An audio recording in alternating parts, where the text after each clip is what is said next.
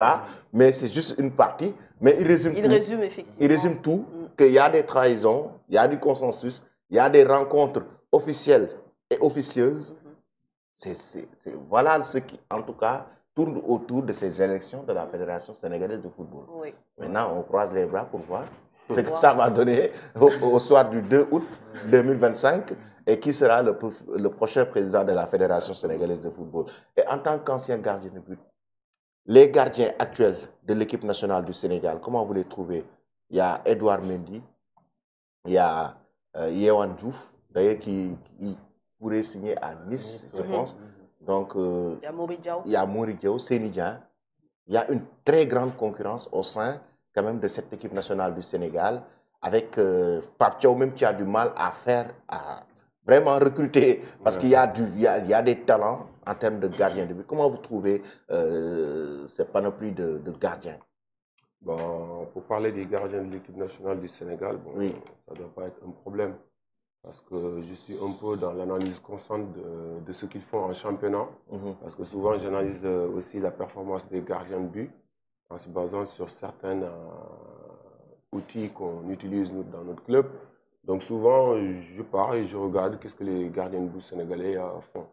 Donc Yevan, qui est performant au club, donc là, sur 3 ans, hein, il est parmi les meilleurs gardiens d'Europe, hein, même s'il ne bouge pas de Rennes. Edouard aussi, qui a fait ce qu'il a fait aussi à Chelsea et avant même d'aller aussi en Arabie Saoudite, où il continue à performer donc, sur des domaines. Et aussi Mori aussi, qui a eu un peu de temps où il ne jouait plus, le problème qu'il a eu avec Clermont, donc on ne rentre pas dans les détails. Mais à la fin, il a pu rebondir aussi à Rodez, où il a terminé aussi les championnats. Et je pense qu'ils sont tous performants.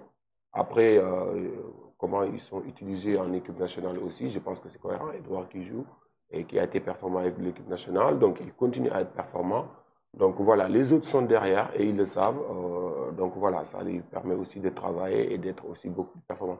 Et si vous regardez même les matchs qu'il a joués récemment, l'engagement qu'il mettait et le leadership, ça montrait quelque chose, ça montrait qu'il y a quelque chose derrière. Et ça lui booste, ça lui pousse à travailler. Et je ne m'inquiète pas pour eux. Je ne m'inquiète pas pour eux. Et ce que je dis aussi, c'est de préparer derrière. Parce que si je faisais l'analyse un peu, donc sur les graphiques et tout, il y a quelque chose qui sort un peu.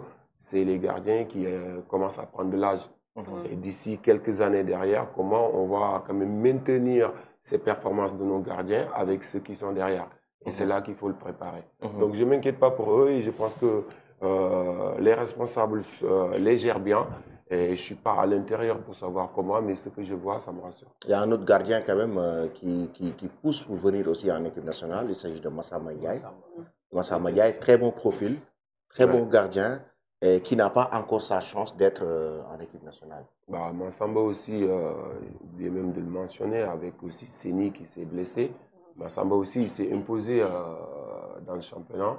L'année dernière, j'ai pu le rencontrer même en match contre RFC. Et après le match, bon, voilà, son coach, c'était un ami. Donc, on a passé les mêmes diplômes ensemble et tout. Et derrière, j'ai vu comment il a pu gérer aussi derrière Moïse avec Clermont. Donc, il est bien, il est performant. C'est pour cela qu'il continue à jouer. Mais comme je l'ai dit, il gère bien les gardiens et ils sont performants. Mais c'est à lui aussi d'attendre et de continuer à travailler et continuer d'être performant. Parce qu'un gardien de but, tu peux voir parfois un gardien de but qui sort, qui joue un championnat performant, on parle de lui et derrière, ça ne suit pas. Et après, bon, il faut vraiment être constant sur des années. Si je parle de Yevan, c'est parce que sur des années, il a été en Ligue 1 et performant. Si on fait les analyses sur les gardiens de but par rapport aux performances, perf dev ou bien de la possession et tout ça, on voit le nom de Yevan. Il faisait partie des gardiens de but qui fait le plus d'arrêts. Et ça Yevan, il peut être le numéro 1? Bah, bien sûr, bien sûr. Il peut être numéro 1. Là, il est actuellement derrière. Il montre qu'il a les capacités pour le faire. Donc, Edouard aussi, il joue bien son rôle. Donc, c'est bénéfique pour le Sénégal. Comment vous voyez, par exemple, déjà nos gardiens de but actuellement? Si on les compare, par exemple, à un Manuel Neuer, On dit que Manuel Neuer, c'est le dernier défenseur. Parce que lui, en fait, voilà. Dans l'air. Bon, ça, c'est le Bavarois qui parle. Ça, ce n'est plus le journaliste, là, c'est le Bavarois qui parle.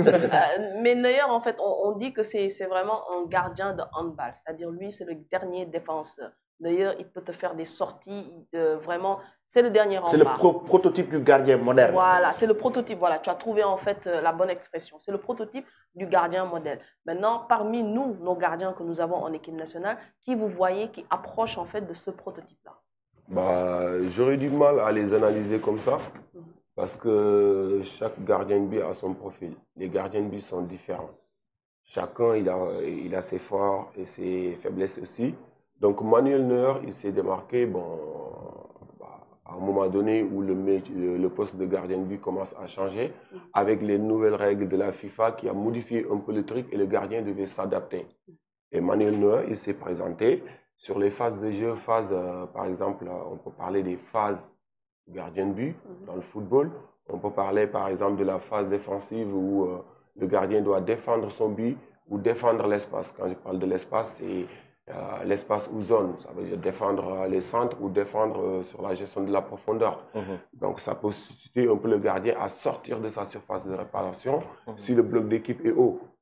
Ce qui nous manque un peu ici, parce qu'on ne travaille pas. Et aussi sur la possession, où son équipe actuellement, vous voyez que les équipes, avec cette nouvelle règle qui éloigne l'attaquant après la passe, ce qui fait que les gardiens de but ont, par exemple, un temps d'avance sur la passe pour pouvoir contrôler et jouer. Et les entraîneurs ont repensé le football et commencé à poser du jeu bas et commencé à ressortir propre et partir. Et ça, c'est là-bas que le rôle du gardien de but a été quand même valorisé avec les gardiens de but qui jouent bien au pied. Et Neuer, il s'est montré très correct là-dessus.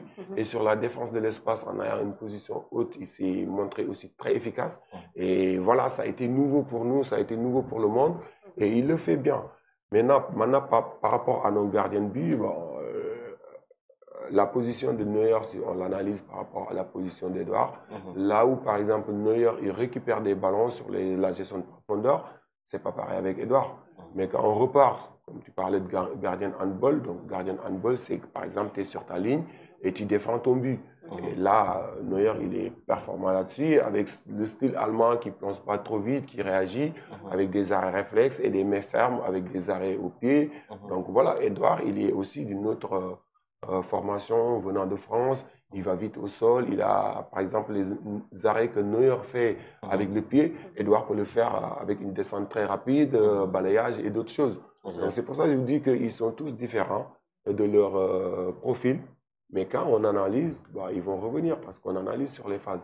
Par exemple, à la possession, combien de ballons tu joues, le pourcentage de réussite sur les passes courtes et les passes longues. Forcément, on va avoir quelque chose. Et aussi sur le pourcentage d'arrêts qu'ils font sur les tirs cadrés, tu peux avoir quelque chose. Donc sur le nombre de ballons qu'ils interceptent dans la gestion de profondeur, combien de fois il sort, combien de fois il intercepte de ballons là-bas, dans cette zone, ça peut nous montrer quand même que le gardien là, il sort de sa ligne ou pas. Et là, on peut dire que, voilà, pour le moment, nos gardiens de but ont leur profil. J'ai du mal à les comparer tous comme ça, mais ils sont performants quand même. Et le plus important, c'est ça, c'est d'être performant. Après, bon, peut-être partir d'une autre manière, essayer de voir comment on va former nos gardiens de but pour s'adapter à ce nouveau méthode du football, quoi.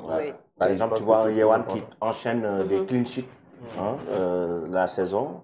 Ça prouve qu'il y a du travail derrière. Hein. En Afrique, nous avons vraiment un grenier de gardiens de but. Il y a aussi Yacine Bounou qui est en train de faire des choses merveilleuses avec son club. C'est Al Hilal. Ah oui. C'était hier. Exactement. Et il a prouvé à la Coupe du Monde, Qatar 2022, on se rappelle. Au-delà des gardiens de but, M. Gueye, il y a des joueurs qui se sont manifestés pour l'équipe nationale durant cette période, cet été. Comme Sambou Soumano. Sambou Soumano, lui, il a fait une bonne saison.